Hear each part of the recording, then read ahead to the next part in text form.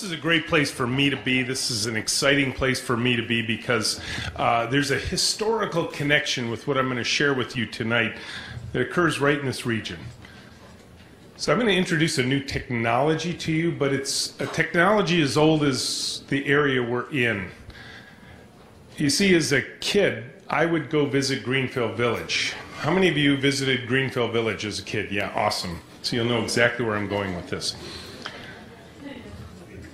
Back in the 20s, Henry Ford had this notion that all the great entrepreneurial places were about to be lost because this is a country that doesn't tend to save things that are historic. We just bulldoze them under and build a new building. And he was really concerned that a lot of these things were going to be lost for all time.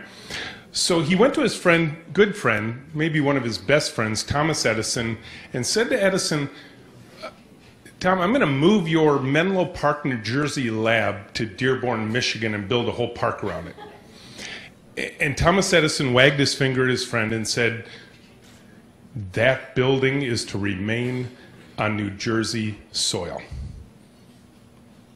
Well, Ford had a lot of resources, so he dug up all the dirt under the building, put it in a train, moved every brick, every board, every little bottle they found in the dirt, and transported it, dug a hole, put the New Jersey soil in the hole, and built the lab on New Jersey soil to honor his commitment to his friend Thomas Edison.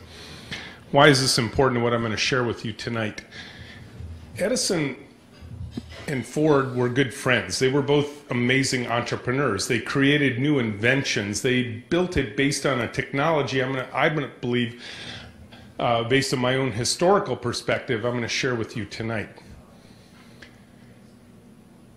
Henry Ford decided to build that park to inspire the young.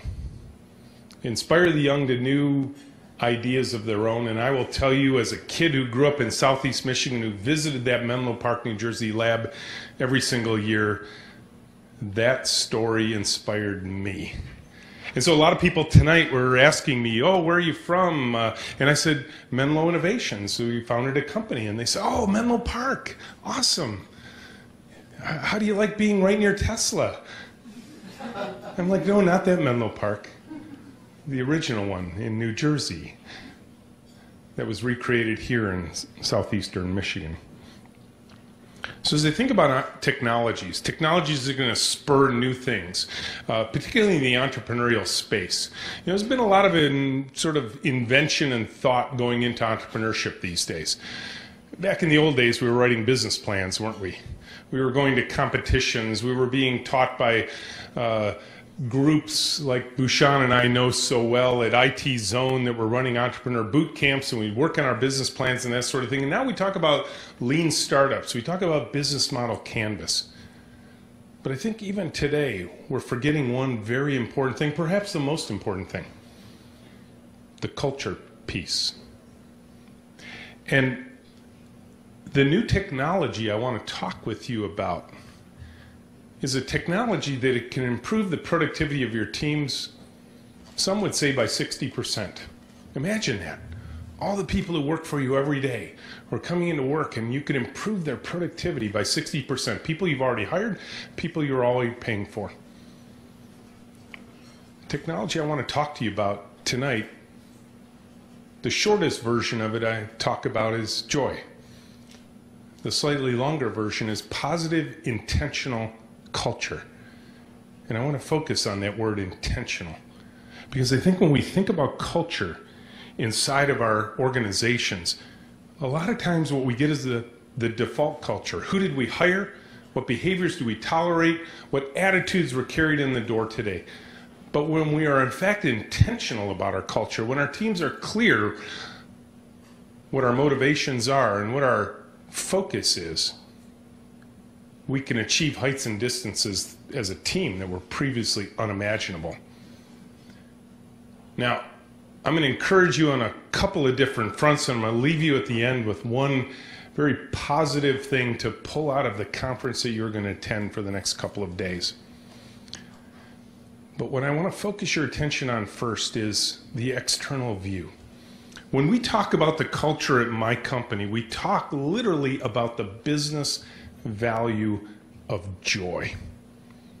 It's an unusual word to apply in a business context. I wrote a business book that is now carrying me all over the world. It's called Joy, Inc., How We Built a Workplace People Love.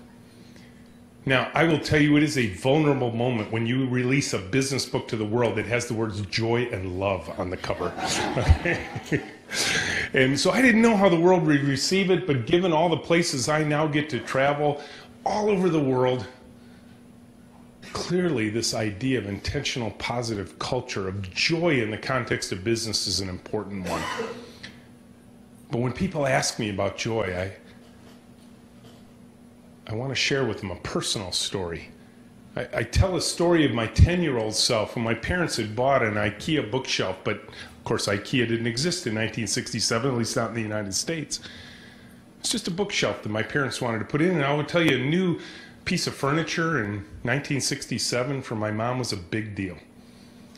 I knew exactly where she wanted it. She wanted it in the living room. They went out to dinner that night in a movie, and my 10-year-old version of myself was home alone. And I thought, you know what? My inner engineer sprang forth. I said, I'm going to build that shelving unit. So I went out in the garage, and over the next couple of hours took out 50 pieces of wood and 200 little nuts, bolts, and screws. And I put that thing together, and I was so proud of myself.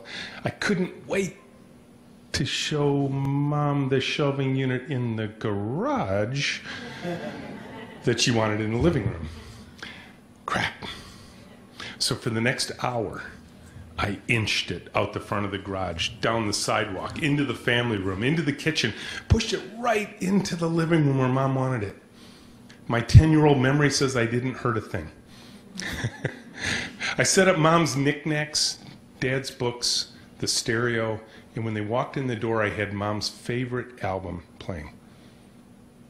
And she cried. Joy. That idea, and I believe this is true of all of us, I've been talking with you in the room tonight, joy is service to others. When we focus our view externally and say, who do we serve and what delight do we want to create in them, we create a focus for our team that will allow us to get past the obstacles, past the hard work, past the 6 or 7 years of labor in hard board meetings, all the things that entrepreneurs have to go through, and we wonder sometimes when we wake up, why are we doing this? My personal history is as a programmer. That's what I wanted to do in life. I typed in a program, and the first time in 1971 when I was just a little kid up in Mount Clemens, Michigan. Macomb County Schools offered computer science at the high school level in 1971. Yes, kids, there were in fact computers in 1971. I know that's hard to imagine. They were much different then. And I typed in a 2-line program on the teletype terminal, and it clacked out on a roll of paper because that's the way they used to work. Clacked out, "Hi, Rich," because that's what I told it to do, and I was hooked. And I knew what I was going to do the rest of my days. I graduated from Michigan with a couple of degrees in computer science, computer engineering. Go blue. Woohoo! Yeah. Fortunately, it's a friendly crowd. It didn't go over as well in Columbus the last time I tried it. Or even Iowa, where I was recently. And I launched a career in software in Ann Arbor, which is a great town for that, but very quickly hit a personal trough of disillusionment. And what I witnessed for the next 15 years of my career was chaos on one side and bureaucracy on the other. And I wanted out. I didn't want to be in the industry anymore. And I dug my way out by looking back in history at some of the most powerful cultures that mankind has ever known, including the one that exists in the Menlo Park, New Jersey lab of Thomas Edison. So I want to give you a few thoughts and then leave you with one idea for the rest of this conference. What are the components of a positive intentional culture? Number one, as leaders, because I'm guessing in this room tonight are the leaders of those organizations, and I will encourage you to think about your culture like you would think about an HVAC system. the heating, ventilation, and cooling system you have in your buildings. Pump fear out of the room. Filter out ambiguity as much as you can. Warm the temperature up to a nice safe temperature. Pump safety back into the room. Even Google has acknowledged that the best performing teams are ones where people feel psychologically safe. And at that point, maybe trust will begin to form among your team members. You will start to get collaboration and ultimately teamwork, because most of the problems we're trying to solve require teams of human beings to work together to great effect. And then I think you have the chance to get to what every company on the planet is looking for, every investor wants to invest in, and every exit is seeking: creativity, energy, imagination, invention. That's what we're looking for today. That's what our world needs. And I will tell you, if you think about your culture, but you don't think about your process, culture without process often leads to chaos, but process without culture leads to bureaucracy. But if you can get culture and process working together, in our view, you get to joy. And I want to leave you with one simple idea, and I'll deliver one little story about how we applied this idea in our place that will ring in your head for months to come. When you come to a place like this and you interact with peers and you go to the conference and you go to some of the side sessions, you hear the keynote speakers, you are going to hear something that's going to spur you on. There's going to be some idea you carry back to your office, to your building, to your company. And even if you're the leader, you meet the first person, you say, I got this great idea. And they look at you and go, well, I don't think that'll work here. You ever had that experience? Right? And the idea dies right then because you got emails to answer, you got meetings to go to, you got phone calls to have, and the idea dies right in the moment. And I want to arm you with one simple phrase. Look them in the eye and say, yeah, I know. But let's run the experiment. Let's try something before we defeat it. Let's see what happens. Let's not defeat the idea before we run that experiment. So when you grab that idea to take home with you, think about that. Let's run the experiment. Now I'll give you one fun story of how this applied at Menlo. 9 years ago, Tracy had little Maggie, little baby. She was off for a few months on maternity leave. She was ready to come back to work. She came back into the office. She said, Rich, I'm ready to come back. I said, awesome. We miss you. We'd love to join this project. She's like, I can't wait to be here. There's only one significant problem, Rich. The daycare we plan to use is full. Grandparents live too far away. My husband, John, and I don't know what to do. Now, I will tell you, in that moment, as a leader, as a co-founder of the company, there was a screaming match on my head that she never heard. You know, what these are like, the dark voice and the bright voice, right?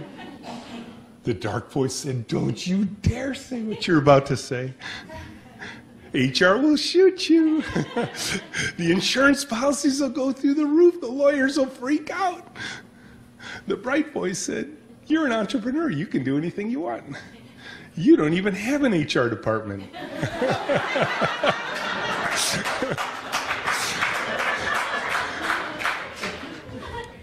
So I looked at Tracy and I said, bring her into work.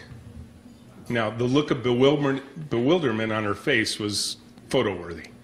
I just didn't have a camera at the time. She said, what do you mean? I said, bring her in.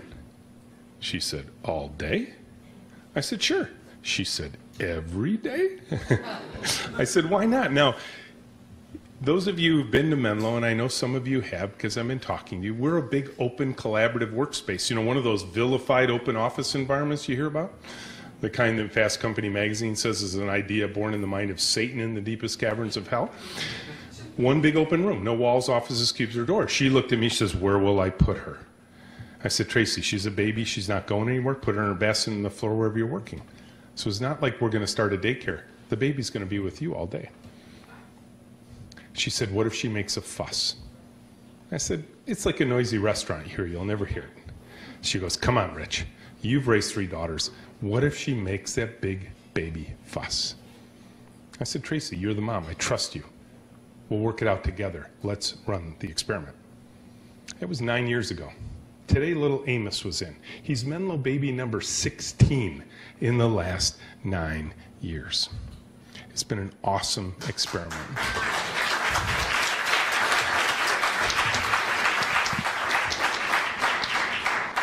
Now, when you run experiments, particularly when they involve babies, expect the unexpected.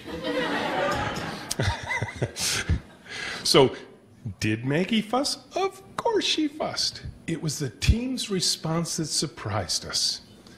If it wasn't for feeding or diaper change, the team was like, no, it's my turn to hold the baby.